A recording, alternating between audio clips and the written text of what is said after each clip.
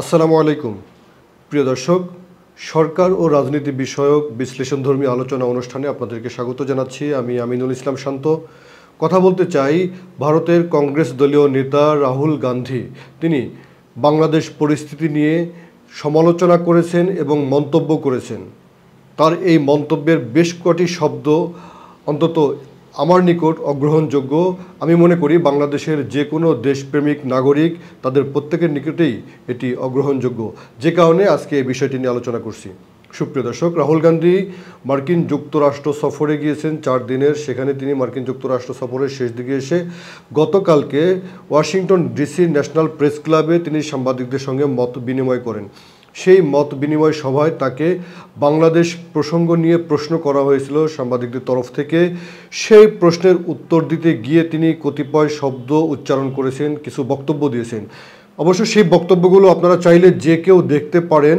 সেই বক্তব্য তার যে দল অর্থাৎ কংগ্রেস, ভারতীয় কংগ্রেসের তাদের যে ভেরিফাইড ফেসবুক পেজ এবং তাদের যে এক্স রয়েছে অর্থাৎ সামাজিক মাধ্যম এক্স, যেটিকে আগে টুইটার বলা হতো, সেখানে তার বক্তব্য হুবহু সেখানে তারা তুলে ধরেছেন, পোস্ট করেছেন।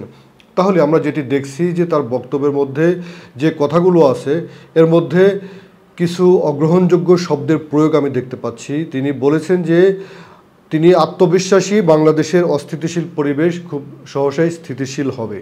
সুপ্রিয় দর্শক, তিনি বাংলাদেশ পরিস্থিতি অস্থিতিশীল বলতে কি বোঝাতে চেয়েছেন? আমরা মনে করি বাংলাদেশে যে গণ অভ্যুত্থান হয়েছে সেই গণ অভ্যুত্থানের আগে বাংলাদেশের পরিবেশ পরিস্থিতি ছিল অস্থিতিশীল এবং এদেশের মানুষ ঘর থেকে বের হতে পারতো না, কখনো কারফিউর কারণে এবং কখনো শুধু কারফিউ নয়, সেখানে বন্দুকের গুলির মুখে মানুষকে যেভাবে জিম্মি করা হয়েছিল, মানুষ ঘর থেকে বের হতে সাহস পেত না, মানুষ মুখ খুলতে সাহস পেত না।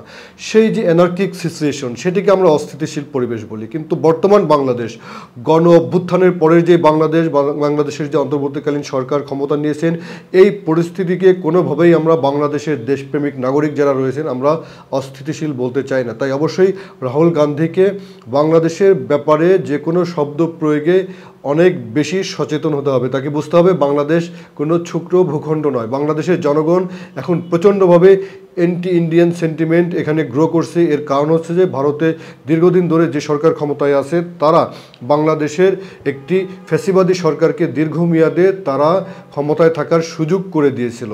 সেই বিষয়টি মাথায় রাখতে হবে। আরেকটি হচ্ছে যে বাংলাদেশের ভূখণ্ড যত ছোটই হোক, স্ট্র্যাটেজিক কারণে, জিওপলিটিক্যাল কারণে এটি খুব শক্তিশালী একটি ভূখণ্ড। এই ভূখণ্ড যে কোনো মুহূর্তে ভারতের চেয়ে অনেক অনেক বেশি শক্তিশালী হতে পারে। শুধুমাত্র এখানে যোগ্য নেতৃত্বের অভাবে অতীতে বাংলাদেশ শক্তিশালী হতে পারেনি, কিন্তু বাংলাদেশ এখন যে কোনো মুহূর্তে অনেক বেশি শক্তিশালী রাষ্ট্র হতে পারে, এমনকি ভারতের চেয়েও শক্তিশালী রাষ্ট্র হতে পারে। সুপ্রিয় দর্শক, রাহুল গান্ধী যে শব্দগুলো বলেছেন এর মধ্যে আরও অনেক বেশি নেতিবাচক শব্দ রয়েছে। তিনি বলেছেন যে বাংলাদেশে যে উগ্রবাদের হুমকি সেটি ভারতের জন্য উদ্বেগের কারণ এবং তাদের জন্য, অর্থাৎ তিনি কংগ্রেসের প্রতিনিধি হিসেবে বলছেন তাদের জন্য উদ্বেগের কারণ। সুপ্রিয় দর্শক, বাংলাদেশে রাহুল গান্ধী কোথায় উনি উগ্রবাদ দেখলেন? তার মতো একজন রাজনীতিবিদ কথা বলতে হলে অবশ্যই সুনির্দিষ্ট তথ্য উপাত্ত সহ কথা বলতে হবে অথবা তার কথার ব্যাখ্যা দিতে হবে। সুপ্রিয় দর্শক, রাহুল গান্ধী কেন বাংলাদেশের উগ্রবাদের কথা বললেন? তিনি কেন বিজেপি সুরে কথা বলছেন? বাংলাদেশের বিষয় নিয়ে ভারতীয় জনতা পার্টি বিজেপি যেভাবে কথা বলে, যে স্টাইলে কথা বলে, তিনি কেন সেই স্টাইলে কথা বলবেন? তার কথা স্টাইল তো তেমনটি মনে হচ্ছে। অর্থাৎ তিনি বাংলাদেশে উগ্রবাদ দেখতে পাচ্ছেন। কোথায় উগ্রবাদ? আমরা তো বাংলাদেশে বসবাস করি, আমরা তো কোথাও উগ্রবাদ দেখি না। ভারত থেকে যে অপপ্রচার চালানো হয়েছে, বাংলাদেশের বিভিন্ন মন্দির ভাঙা হয়েছে, সংখ্যালঘু নির্যাতন করা হয়েছে, কই কোথাও তো কোনো একটি দুটি ঘটনার কোনো তথ্য উপাত্ত বাংলাদেশের কোনো গণমাধ্যমে অথবা কোনো আন্তর্জাতিক প্রতিষ্ঠিত গণমাধ্যমের খবরে দেখা গেল না। তথ্যপত্র ছাড়া এই ধরনের কথাবার্তা রাহুল গান্ধীর মুখ থেকে অথবা তার দলের অথবা তার জোটের নেতাদের নিকট থেকে অগ্রহণযোগ্য। সুপ্রিয় দর্শক, এখানে আরও একটি কথা আছে। তিনি বলছেন যে বাংলাদেশের ভিতরে যে সকল সমস্যা আছে, তিনি সমস্যার কথা বলছেন। এই সমস্যা অর্থাৎ বাংলাদেশের ভিতরে তিনি সহিংসতার কথা বলছেন, যে বাংলাদেশের ভিতরে সহিংসতা আছে, এই সহিংসতা বন্ধ করতে ভারত সরকারের দায়িত্ব আছে চাপ প্রয়োগ করার। কেন বাংলাদেশকে ভারত সরকার কি চাপ প্রয়োগ করবে?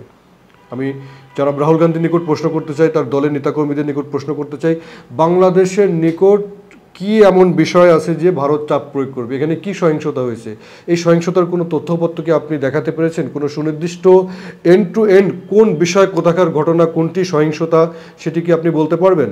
আপনি বলতে পারেন, আপনার দলের নেতাকর্মীরাও বলতে পারবে না। সুপ্রিয় দর্শক, তাই আপনি এই বক্তব্যে একই কথা বলছেন যে বাংলাদেশ সৃষ্টিতে আপনার দাদির সবচেয়ে বড় মুখ্য ভূমিকা রয়েছে।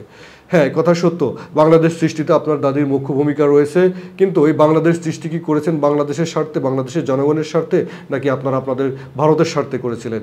সে প্রশ্ন নিজেকে জিজ্ঞেস করবেন, ইতিহাস ভালো করে ঘাটাঘাটি করবেন। সেই 1905 সালে লর্ড কার্জন যখন বঙ্গভঙ্গ করেছিলেন, এটি হচ্ছে যে আসাম এবং বাংলাদেশের মানুষের ভাগ্যোন্নয়নের জন্য, কিন্তু আপনারা ভারতীয়রা সেটার বিরোধিতা করেছিলেন এবং বঙ্গভঙ্গ রদ করতে বাধ্য করেছিলেন ব্রিটিশ প্রশাসনকে।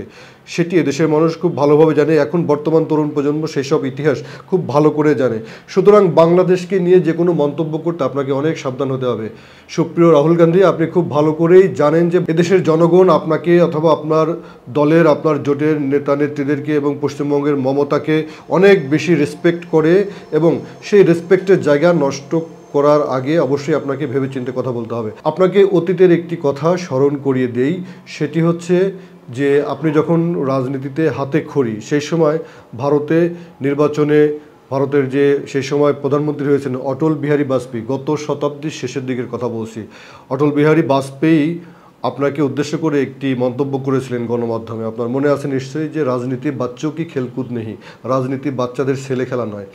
তখন এরপরে সাংবাদিকরা আপনাকে এর পরদিন আপনাকে যখন প্রশ্ন করেছিল, আপনি খুব ভালো একটি উত্তর দিয়েছিলেন, বলেছিলেন যে আমাদের পারিবারিক ঐতিহ্য অনুযায়ী এইসব প্রশ্নের উত্তর দেব না।